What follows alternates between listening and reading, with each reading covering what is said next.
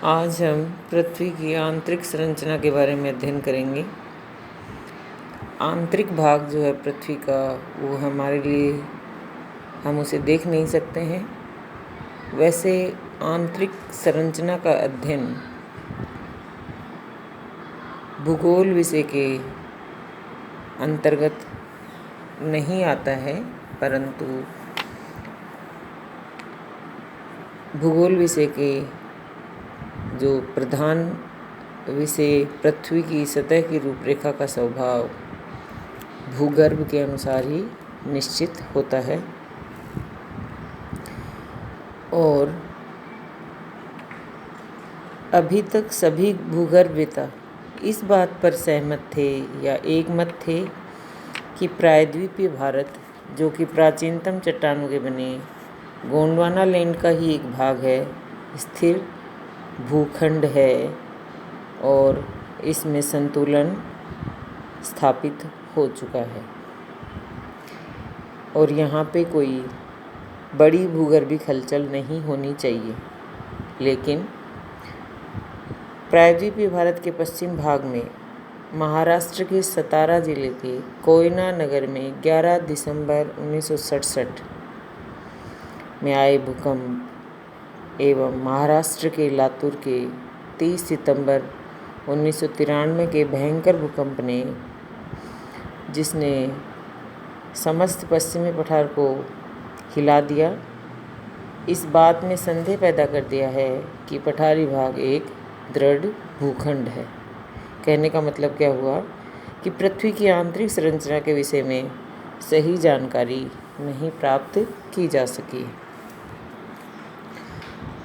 भूकंप विज्ञान से कुछ विश्वसनीय बातें अवश्य ज्ञात हो जाती हैं। पृथ्वी की आंतरिक संरचना के विषय में जानकारी देने वाले जो स्रोत हैं, उनको 3 भागों में विभाजित किया जा सकता है। जैसे पहले हैं अप्राकृतिक स्रोत, जिसमें घनत्व, दबाव और तापमान को शामिल किया जाता है। फिर है पृथ्वी की उत्पत्ति से संबंधित सिद्धांतों के साक्ष्य। फिर आता है प्राकृतिक स्रोत, जिसमें ज्वालामुखी उद्गार एवं भूकंप विज्ञान को आधार माना है। अब इसमें अपन आंतरिक संरचना के बारे में जानकारी देने के लिए सबसे पहला जो स्रोत अपना है अप्राकृतिक स्रोत, जिसमें अपन ने घनत्व, दबाव और तापमान बताया है। तो सबसे पहले अपन घनत्व के बारे में देखते हैं। पृथ्वी की चट्टानों के घनत्व, दबाव और भीतर की ओर बढ़ते हुए तापमान के आधार पर पृथ्वी की आंतरिक संरचना के विषय में निष्कर्ष निकाले जा सकते हैं। पृथ्वी का ऊपरी भाग परतदार सेल का बना है, जिसकी औसत मोटाई आधे मील के लगभग है और कहीं कहीं ये जो मोटाई है ये कई मील भी है। सबसे ऊपरी भाग परतदार सेल।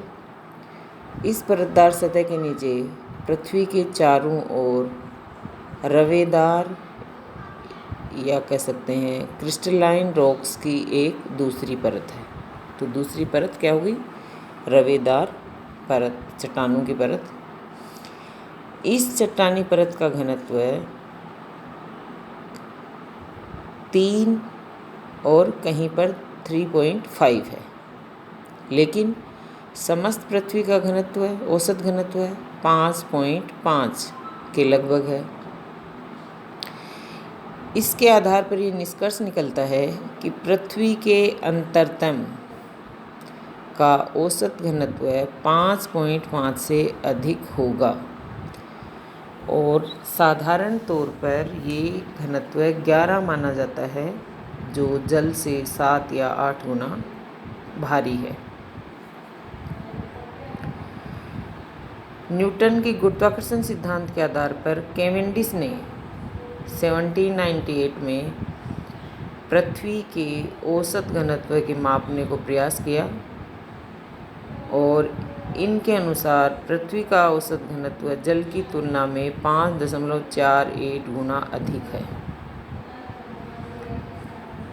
पॉइंटिंग ने 1878 में पृथ्वी का औसत घनत्व 5.49 ग्राम क्यूबिक पर सेंटीमीटर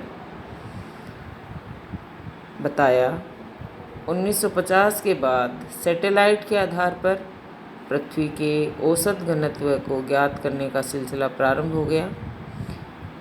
इसके अनुसार पृथ्वी का औसत घनत्व 5.517 ग्राम क्यूबिक पर सेंटीमीटर आप बता सकते हैं। धरातल का घनत्व 2.6 से 3.3 के बीच और केंद्र का घनत्व 11।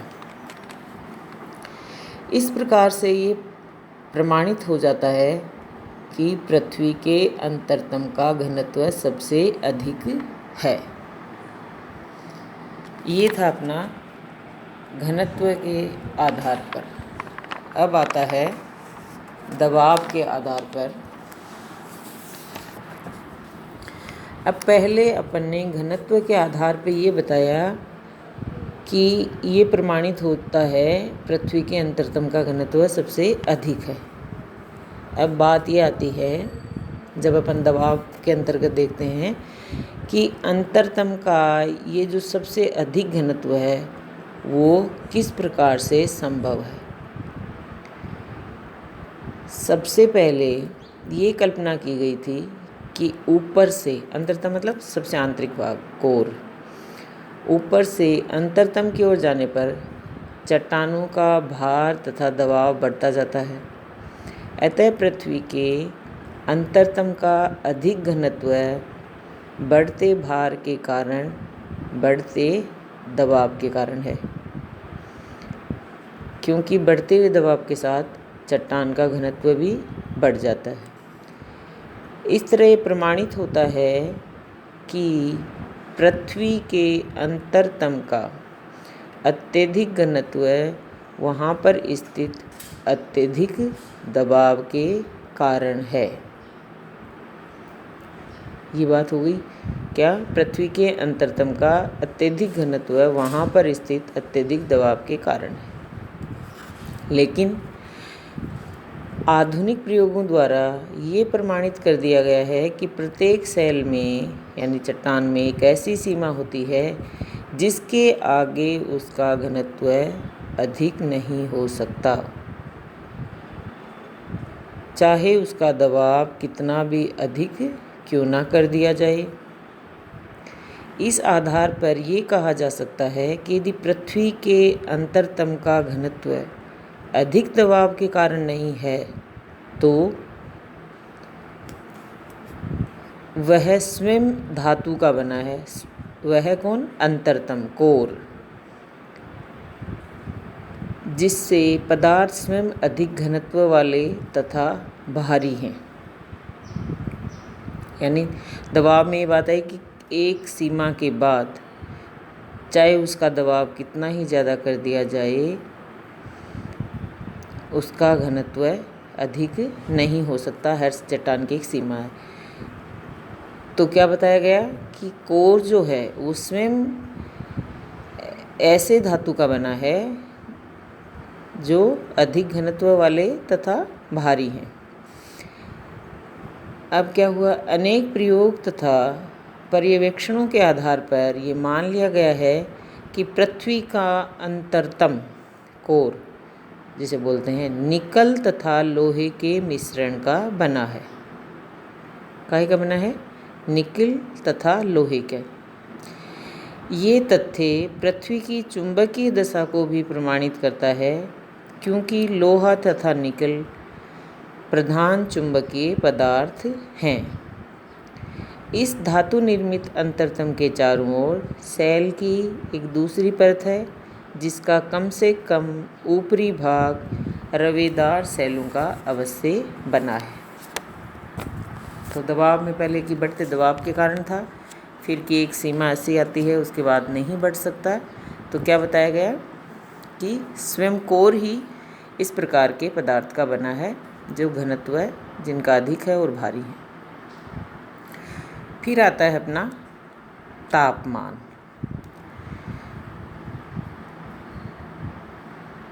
पृथ्वी की बाह्य सतह से नीचे की ओर गहराई में जाने पर औसत रूप में तापमान प्रति 100 मीटर पर 2 डिग्री या 3 डिग्री सेंटीग्रेड की दर से बढ़ता है।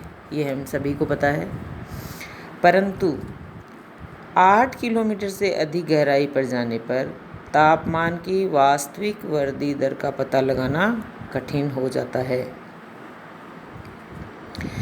वैज्ञानिक परीक्षणों के आधार पर महाद्वीपीय क्रस्ट में तापमान की वृद्धि दर का परिकलन भूताप ग्राफ के आधार पर किया गया है।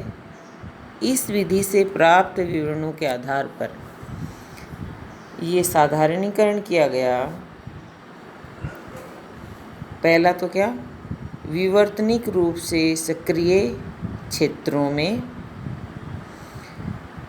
जैसे संयुक्त राज्य अमेरिका का बेसिन एंड रेंज प्रोविंस, सतह से 43 किलोमीटर की गहराई पर तापमान 1000 डिग्री सेंटीग्रेड रहता है।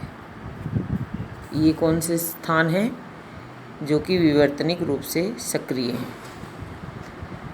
दूसरा है, जबकि विवर्तनिक रूप से स्थिर प्रदेशों में 40 किलोमीटर की गहराई पर तापमान 500 डिग्री सेंटीग्रेड ही रहता है।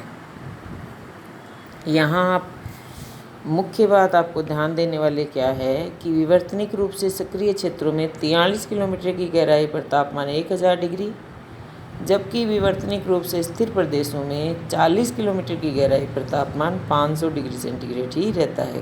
कितना दोनों में डिफरेंस आ गया। इस विवरण से महाद्वीपीय क्रस्ट के व्यवहार के विषय में महत्वपूर्ण ज्ञान प्राप्त होता है। विवर्तनिक रूप से सक्रिय क्षेत्र में क्रस्ट में 40 किलोमीटर की गहराई पर 1000 डिग्री सेंटीग्रेड तापमान, क्रस्ट और मेंटिल की चट्टानें खासकर बेसाल्ट तथा पेरिडोटाइट चट्टानें हैं जो अपन आगे अध्ययन करेंगे तो आपको और ज़्यादा समझ में आ जाएगा चट्टानों के बारे में, के प्रारंभिक गलनांक के करीब हैं। इस तरह क्रस्ट के गर्म क्षेत्र में विवर्तनिक घटना तथा ज्वालामुखी क्रिया तथा गलनांक के करीब तापमान में गहरा संबंध स्थापित होता है तथा अपेक्षाकृत कम तापमान क्षेत्र दीर्घकालीन विवर्तनिक स्थिरता से संबंधित है। यानी कोई वहाँ पे जहाँ पे भूगर्भिक हलचल नहीं होती है। महासागरीय क्रस्ट में उमड़ते मैग्मा के उच्च तापमान के शीतलन से तापमान प्रभावित होता है। महासागरों में जल की तली में तथा उसके नीचे क्रस्ट के ऊपरी भाग मैग्मा पट के ऊपरी भाग में 0 डिग्री सेंटीग्रेड तापमान का अनुमान लगाया जाता है, जबकि मैग्मा पट के निचले भाग में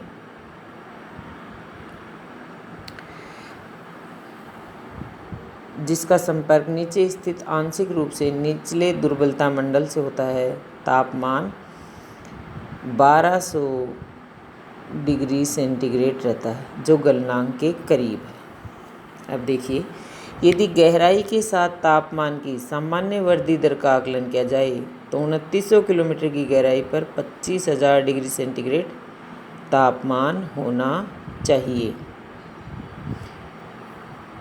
क्योंकि सामान्य रूप में तापमान प्रति 100 मीटर पर 2 डिग्री या 3 डिग्री सेंटीग्रेड की दर से बढ़ता है। परंतु ऐसी दशा में पृथ्वी का अधिकांश भाग पिघल गया होता, परंतु हम देख रहे हैं कि ऐसा नहीं है।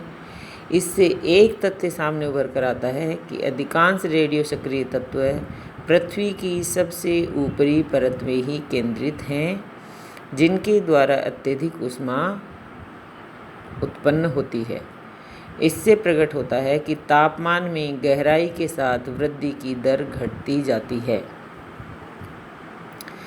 अब तापमान के आधार पर पृथ्वी के आंतरिक भाग में तापमान की स्थिति के विषय में हम निम्न बातें बता सकते हैं, निम्न तथ्य प्रस्तुत किए जा सकते हैं।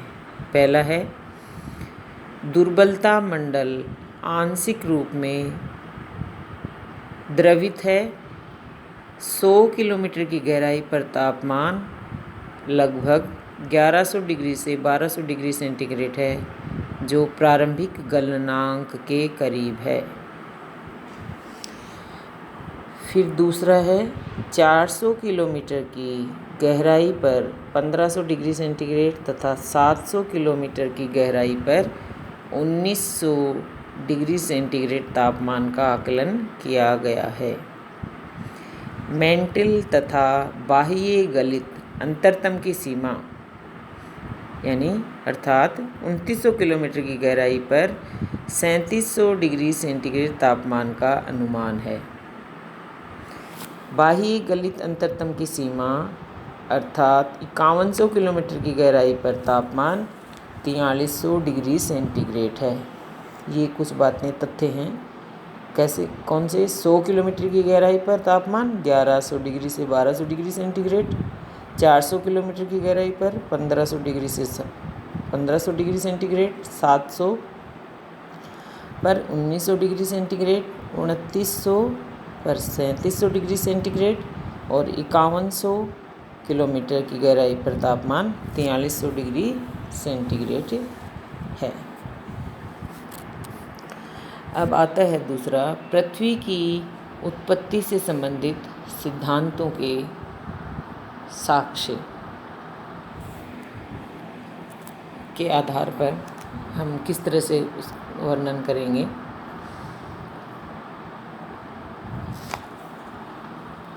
पृथ्वी की उत्पत्ति से संबंधित सिद्धांतों के साक्ष्य में विद्वानों ने पृथ्वी की उत्पत्ति की समस्या के निदान के लिए उसका मूल रूप ठोस, वायव्य अथवा तरल भाग माना है। ग्रहाणु परिकल्पना के अनुसार पृथ्वी का निर्माण ठोस ग्रहाणु के समूहन के कारण माना गया है। तो इस आधार पर पृथ्वी का अंतरतम ठोस अवस्था में होना चाहिए। किसके अनुसार? ग्रहाणु परिकल्पना के अनुसार। फिर दूसरी जो परिकल्पना है, ये सब अपन जो नाम बता रही हूँ मैं, ग्रहाणु परिकल्पना, ज्वारीय परिकल्पना, ये क्या है? पृथ्वी के उत्पत्ति से संबंधित सिद्धांत दिए गए हैं, उनके साक्ष्यों के आधार पर अपन डिस्कस कर रहे हैं। ज्वारीय परिकल्पना के अनुसार यदि पृथ्वी का निर्माण सूर्य से निःसृत ज्वारीय पदार्थ से हुआ है तो पृथ्वी का अंतरतम तरल अवस्था में होना चाहिए। ग्रहाणु ठोस मान रहा है, ज्वारीय परिकल्पना तरल। लाप्लास महोदय जो कि वायव्य निहारिका परिकल्पना के प्रतिपादक हैं, वो भी पृथ्वी के अंतरतम को क्या मानते हैं? तरल मानते हैं। अब यदि ये तथ्य मान लिया जाए तो अनेक कठिनाइयाँ उपस्थित हो सकती हैं। कौन सी? कि पृथ्वी का अंतरतम तरल अवस्था है। फिर आता है निहारिका परिकल्पना के अनुसार पृथ्वी की उत्पत्ति गैस से बनी निहारिका से मानी जाती है। तो इनके आधार पर क्या हो गया? पृथ्वी का अंतरतम वायव्य अवस्था में होना चाहिए। वैसे लाप्लास अंतरतम को तरल मानते हैं। जोएफ्रीज तथा रीतर नामक विद्वानों ने भी पृथ्वी के अंतरतम को गैस का बना हुआ माना है। लेकिन ये तो और भी भ्रमित करने वाली स्थिति हो जाती है। कौन सी? कि पृथ्वी का जो कोर है वो वायव्य है या गैस का बना हुआ है। तो केवल दो संभावनाएं हो सकती हैं, या तो अंतरतम क्या हो सकता है? ठोस हो सकता है या तरल हो सकता है। जैसे ग्रहाणु परिकल्पना वाला अंतरतम को ठोस मान रहा है, ज्वारीय और लाप्लास जो हैं वो क्या मान रहे हैं? तरल मान रहे हैं। अब आता है प्राकृतिक साधन। इनके आधार पे हम किस तरह से बता सकते हैं। प्राकृतिक साधन में पहला है अपना ज्वालामुखी क्रिया। ज्वालामुखी के उद्गार के समय पृथ्वी के आंतरिक तथा ऊपरी भाग में क्या होगा, गर्म तथा तरल मैग्मा एवं लावा का विस्तार होगा। इस आधार पर कुछ विद्वान उनका ये विश्वास है कि पृथ्वी की गहराई में कम से कम एक ऐसी परत अवश्य है जो कि सदैव तरल अवस्था में रहती है और इसी को मैग्मा भंडार बताया गया है। जहाँ से जो मैग्मा भंडार बताया है वहाँ से ज्वालामुखी के उद्गार के समय तरल एवं तप्त मैग्मा पृथ्वी के ऊपर प्रकट होता है। इस आधार पर ये माना कि पृथ्वी का कुछ भाग तरल अवश्य होना चाहिए, परंतु जैसा कि पहले बात हुई कि आंतरिक भाग में अत्यधिक दबाव चट्टानों को पिंगली अवस्था में नहीं रहने देगा, इस प्रकार आंतरिक भाग ठोस होगा न कि तरल। हाँ, ये संभव हो सकता है कि पृथ्वी के ऊपरी भाग पर दरार आदि पड़ने से चट्टान का दबाव कम हो जाता है, जिससे चट्टान का गलनांक बिंदु गिर जाता है और जिस कारण चट्टान वहाँ पर अधिक ताप के कारण पिघलकर ज्वालामुखी के रूप में प्रकट हो जाती है। इस तरह ज्वालामुखी के उद्गार से भी पृथ्वी के अंतःकरण की बनावट के विषय में कोई निश्चित तथ्य नहीं निकल पाते हैं। यहाँ पे भी हम देख रहे हैं कि तरल होना चाहिए, लेकिन दूसरी स्थिति वही आ जाती है कि दबाव के कारण तरल नहीं होकर ठोस होना चाहिए। फिर है भूकंप विज्ञान के साक्ष्य।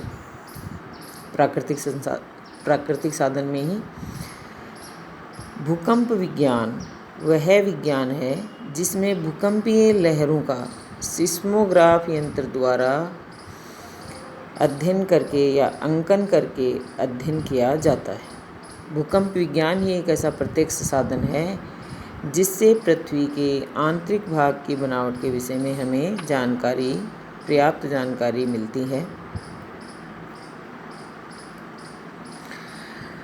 जिस जगह से भूकंप का कंपन प्रारंभ होता है उसे हम भूकंप मूल कहते हैं, तथा जहाँ पर भूकंपीय लहरों का अनुभव सबसे पहले किया जाता है उसे भूकंप केंद्र कहते हैं, एपिसेंटर। जैसे आप सुनते हो भूकंप आता है तो कि एपिसेंटर यहाँ जिस स्थान पे होता है उसका नाम, तो वो क्या होगा, जहाँ पर भूकंपीय लहरों का अनुभव सबसे पहले किया जाता है वो क्या है, एपिसेंटर, भूकंप केंद्र। भूकंप के दौरान पृथ्वी में कई प्रकार की लहरें उत्पन्न होती हैं। इन लहरों को भूकंपीय लहर कहते हैं और इनको हम 3 श्रेणियों में भूकंपीय लहरों को बांट सकते हैं या रखा जाता है। पहला है प्राथमिक अथवा अनुदैर्घ्य लहरें यानी प्राइमरी और लॉन्जिट्यूडनल। दूसरा है आड़ी अथवा गौण लहरें, सेकेंडरी। और तीसरा है धरातलीय लहरें।